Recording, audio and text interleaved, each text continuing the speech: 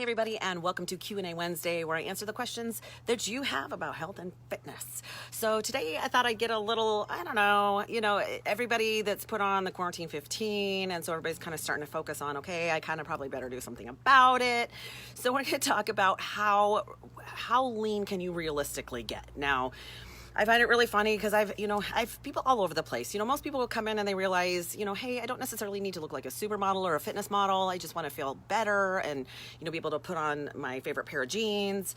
But I do get some people in that are going, so how shredded can I really get? And I'm like, well, there's some factors that belong to that because, of course, if you saw my post about this topic tonight, I've been super lean, probably 5-6%, which, yeah, that's not as fun as you might think it is. So there's a lot behind getting on stage when you're a bodybuilding competitor. And I'm going to tell you right from the get-go that I don't think I had not even one competition season where I would not describe myself as miserable. So keep that in mind. By the way, no sprinklers today, but you might see cars behind me. So it's too hot on the other side of the house. The sun is just too much. So we're just going to sit here in the shade, and I love being outside. So we're going to do that. So let's talk a little bit about how lean can you realistically get? And let's talk about how lean is too lean. And at what point does it become unhealthy? Because there is that point. And of course, now I'm going to talk generally about, think that somebody is, predominantly has a decent amount of muscle, isn't, wasting away. We're not talking necessarily, although we will approach the topic just briefly about food disorders or eating disorders, because that can happen.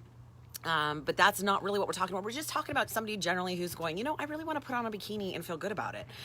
That's kind of the direction that we're going there. So we're going to talk about three major things. What I really want you to think about thinking about the bigger picture is, what am I willing, depending on where you want to go, what am I willing to sacrifice, and can I continue with that sacrifice? Because there will come a time where you're going to have to decide, I'd like to go a little further, but what things am I willing to give up? And by sacrifice, I mean, and we'll talk about this a little bit more, but at some point, are you okay with giving up alcohol? Are you okay with giving up your favorite treat, maybe even on holidays? Are you okay with giving up, a social life? Because a lot of times when you are super lean, it's a struggle to go out to restaurants, do things like that.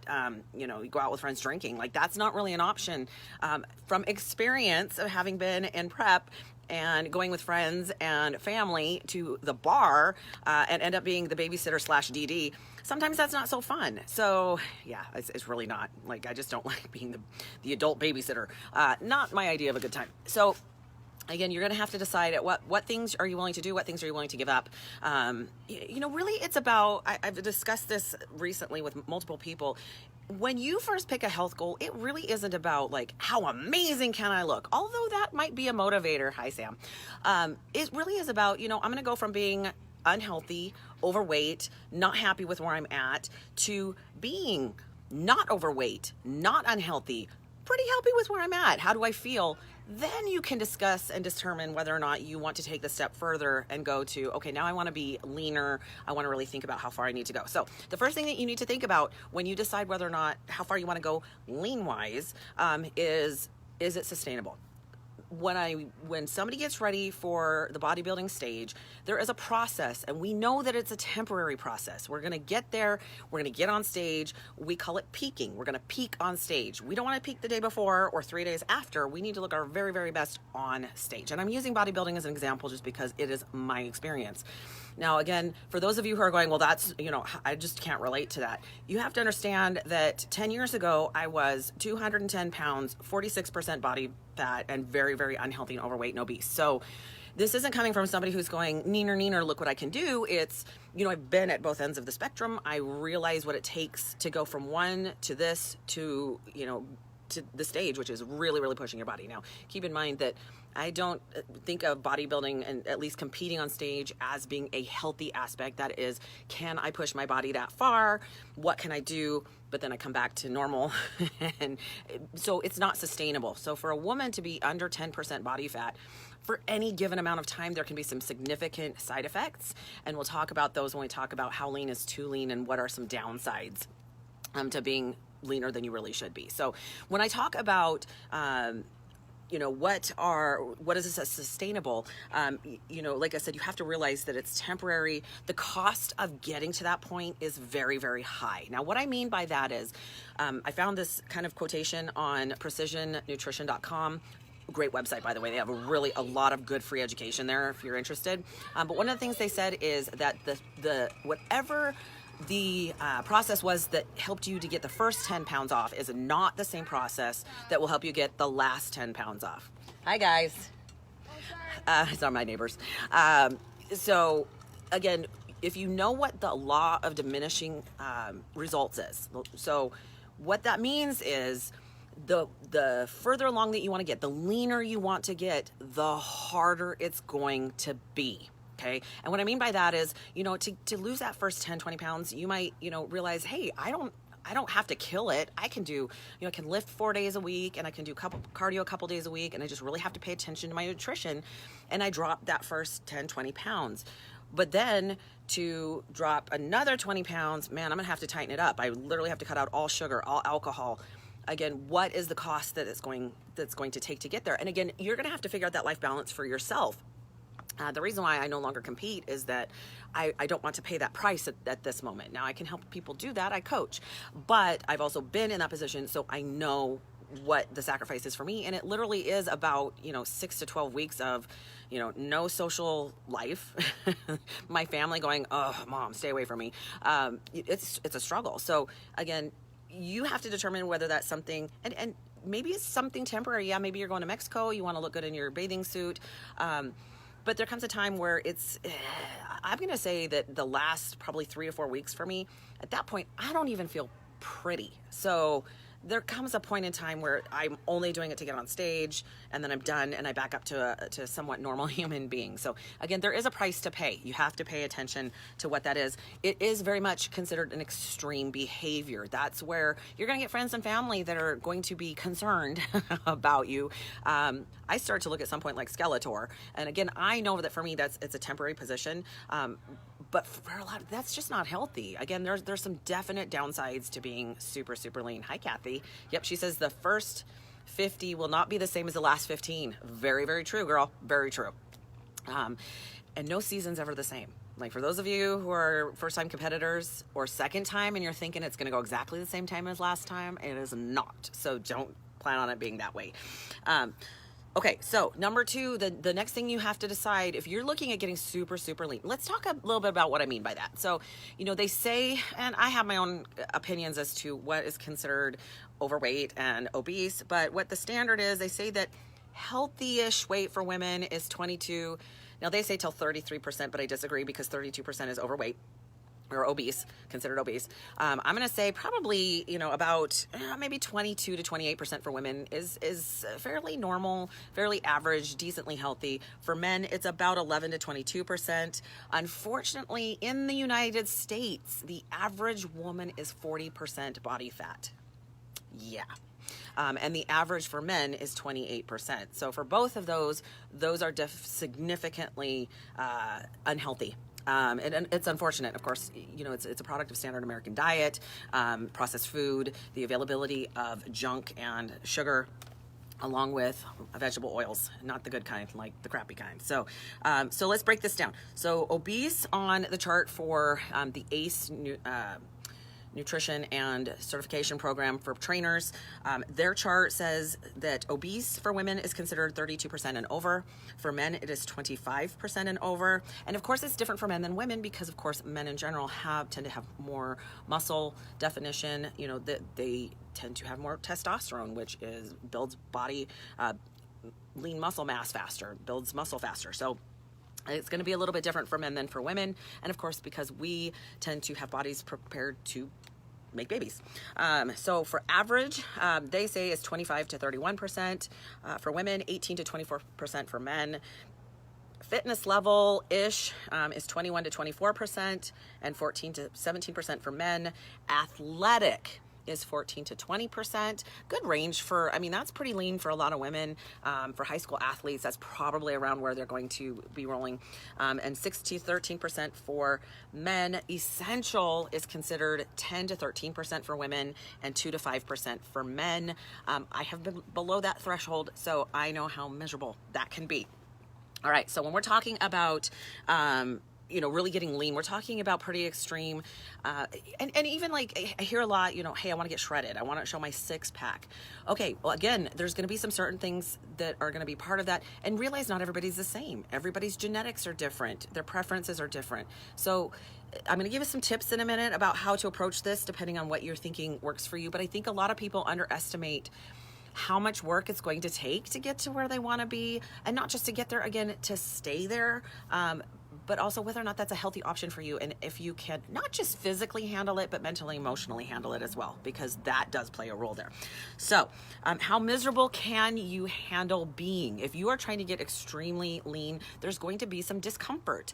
You're going to be hungry, right? Because your goal is to eat less calories than you burn. Now, granted, that's a very generalized statement. There's more to it than that, but it is. Like, there's times where last season I was eating cucumbers just so my stomach would stop hurting. Now, my last season was last year. I am done. Like, I swear. I know I've said it, and then I do it, and then, nope, I'm done. So things like being tired, you're not giving your body enough energy to sustain what you're normally doing. I have to giggle when some of my clients get really close to stage and they're like, dude, why am I so tired? I'm like, because you're not eating a whole lot. Like, you're tired. And not only that, they start to lose strength. Yeah, you're not feeding your body or your muscles the amount of energy that it needs to sustain what you normally do. Other things that will be kind of miserable. Like I said, you're going to have less of a social life. Your friends will realize you're not drinking and they will stop asking you out. I know that from experience. It becomes a very self-focused, almost a selfish state. So, when you see a lot of these girls, number one, if you see girls that are like, they're cover models for fitness magazines, the first thing you have to understand is there's still a lot of airbrushing and editing that goes into that. Even my photos that I've done in the past, like, I'm like, take a little bit off there, take a little bit off there. I don't really like that. I don't necessarily have them remove the stretch marks, because you know what? That is part of me. Those are my war wounds from 5 children, 6 pregnancies. But in general, what you see on covers are not perfection in real life. I always find that interesting when you see people's pictures, kind of today with filters especially. You see people's pictures, then you meet them in person and go, you don't look like the same person. So again, you can't compare yourself to what you see online and in magazines and things like that. Other things, you're going to have to cut out things that you love. Like, if you love to have that glass of wine once a week, if you want to be super lean, that is not an option. You're going to have to give that up. So again, you have to decide what works for you and what that point is that you're willing to go to, where it's no longer fun and it's not reasonable anymore. So again, that's going to be up to you. And I'm going to tell you, at some point, you're going to absolutely have to food prep, because you can't shoot from the hip. You can't just go, oh crap, I forgot my food for the day, and run into even the grocery store. You can, but it's hard. Like, you gotta know what you can get and what you can do. So keep that in mind. Now, is there a downside to being too lean? Abso-frickin-lutely. Like, there really is some, think about, there was some research in the past. They did some studies, which now would be completely unethical, and they'd never be able to do them again. But they actually researched what people's response would be when they were basically in a starvation mode. So there are actual studies that show some downsides to this. So some of the things that are going to happen when you get too lean, and I'm talking either way, whether it's somebody who is just not eating enough, period, whether, and is just starving to death. Unfortunately, we hope that is not an issue for anyone. Of course, we want people to be healthy and safe. But even to the point where people are pushing themselves too hard and too far, there are some downsides and some major things that can happen. And some of them I have experienced. So again, this is not just shoot from the hip. Some of this is just knowledge and reading and knowing a lot of stuff. And some of this is, oh my gosh, been there. The first one is your body will fight you. So, for people who are just constantly, I'm craving stuff, it's because your body is missing something and it wants it, and it will do whatever it takes to get you to eat. Your body has a starvation response. So when you are eating less than you should be, and it might not even be less calories, because actually malnutrition can happen with people who are obese. But if you're not getting the right nutrients, your body will make you crave food. Not only that, you will start to think, it will be the predominant thought on your mind. Like most of us in the bodybuilding industry tend to watch a lot of food porn, the Food Channel, love Pinterest. I've got several boards of cupcakes that I tend to pin when I'm getting ready for a competition. So again, it's a psychological issue where you cannot stop thinking about food. You might have abnormal hormones, and that can it can come out in a couple different directions. I've had anxiety. It's actually done some long-term damage to my hormone production. I actually am on bioidentical hormone replacement therapy at this point in my life, because at some point the symptoms of my abnormalities got so intense, I actually went and got tested, and everything was trashed. So again, by competing and some things that have happened in my life and some genetics, that can be an extreme downside. Hopefully when you get back to a normal, healthy body weight and body fat, your body returns to normal, but that doesn't always happen, as you can tell, because I've had that experience. Low libido. So if you're already struggling, that is not a good option to create more issues with that. Disordered eating can happen. I tell people that, within our industry, that there is a lot of body dysmorphia because we're always looking for that perfect shape, the perfect lean, the perfect, balance, symmetry, all that great stuff. So again, it might look glamorous. There's a lot that goes on behind that. So don't be thinking that it's all, fantastic and amazing. But even for somebody who just wants to look good in a bathing suit, again, you have to make sure that you're doing it the right way and that you're not having issues. Other things that can happen, bone density problems. And for women, a loss of a menstrual cycle. I know about that one. So again, you just have to really make sure that you got to do it in a healthy way. And if you choose to, if getting ready for something specific, whether it is a bodybuilding competition, whether it is, I've had people talk about getting ready for like a Mrs. America competition, make sure that you have a coach that knows what they're doing, so that whatever you do, that you get there in a way that is as healthy as possible, and that they can reverse you back to where you need to go. Again, there is a point where it's just flat out unhealthy. So Adrienne says, I never see myself as I am. Prep is no different. I'm going to agree. You know what? We're all our own worst critic. And we're all our own worst enemy as well. So yeah, that can be, the hard part is we just don't see ourselves as we really are. And that can be, I am not immune to that. All right. Really quickly, just want to talk about that lean does not equal good health, if you haven't been able to get that takeaway from this. But let's talk about tips. If you choose to get lean, no matter what it is that you choose, and if you're not sure what that's going to look like, not a bad idea to hop onto like Pinterest. There's some infographics where you can get on there and see, okay, at this body percentage, this is approximately what it looks like.